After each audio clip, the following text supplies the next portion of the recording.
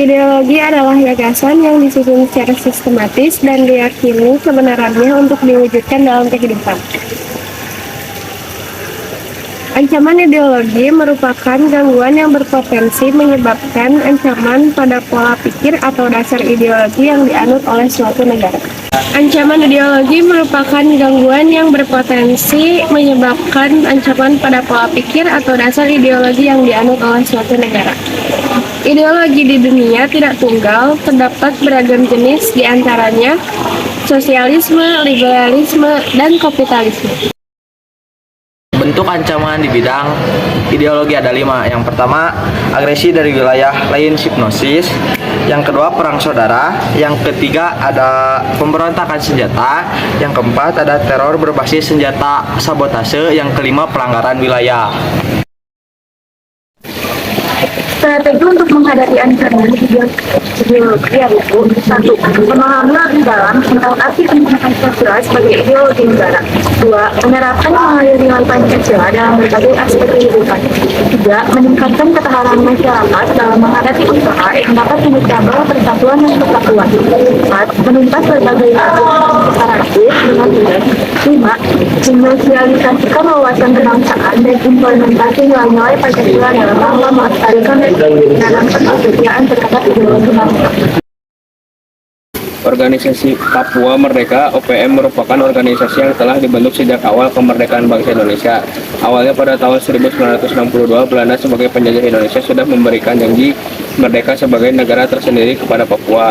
Namun pemerintah Indonesia menyebutkan bahwa wilayah Papua masuk ke dalam wilayah Republik Indonesia pada perjanjian New York 1962. Pada akhirnya para pemuda Papua tahun 1964 mulai mengusahakan kebebasan Papua agar lepas dari Indonesia dengan membentuk sebuah organisasi yaitu OPM.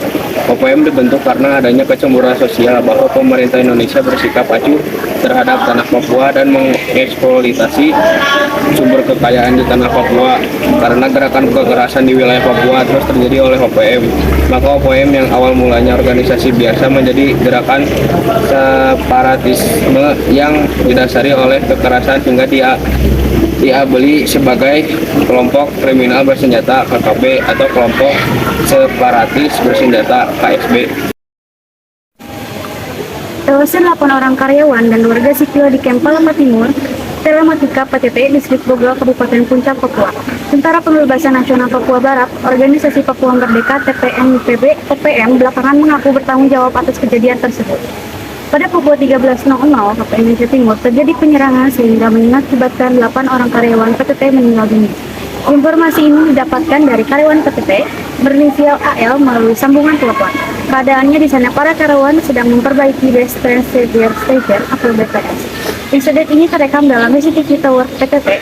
Salah satu karyawan berinisial NS meminta bantuan penyelamatan di Tower BTS 3. Menurut kesaksian, korban berinisial NS pada saat itu semua teman-temannya digorok di depan matanya. Dia yang tidur di ujung masih sempat melarikan diri dari kekejaman KKB. Dia lalu dikejar hingga bersembunyi di semak-semak di bawah jurang. Akhirnya KKB sudah menghilang dan camp dipenuhi oleh darah yang berceceran akibat pembantaian OPM. Lalu korban meminta bantuan melalui CCTV yang ada di puncak tower. Pada saat yang bersamaan, terjadi lagi penyerangan dan penembakan terhadap prajurit TNI yang berada di pos Kuramil Dambek Satgas Badim Unit R408 SPK di Kampung Dambek Belga, Kabupaten Puncak. Jarak dari insiden penembakan terhadap 8 karyawan PTT dengan insiden penembakan terhadap prajurit TNI sekitar kurang lebih 15 km. Menurut laporan, terdapat 15 orang yang diduga anggota KKB dan membawa senjata secara negara sepanjang sebanyak 30. Senjata itulah yang dipakai dalam menyerang dan menembaki anggota TNI yang sedang berpatroli. Pemerintah Indonesia selama ini hanya menyebut OPM sebagai kelompok kriminal bersenjata KKB dalam setiap aksi yang mereka lakukan. Aksi mereka sudah tergolong dalam aksi terorisme yang notabene adalah ancaman bagi manusia di bidang ideologi. Menurut Undang-Undang Terorisme Indonesia, terorisme adalah perbuatan yang menggunakan kekerasan atau suasana teror yang pemerintah Indonesia selama ini hanya menyebut OPM sebagai kelompok kriminal bersenjata KKB dalam setiap aksi yang mereka lakukan. Aksi mereka sudah tergolong dalam aksi terorisme yang notabene adalah ancaman bagi Indonesia di bidang ideologi. Menurut Undang-Undang Terorisme di Indonesia, terorisme adalah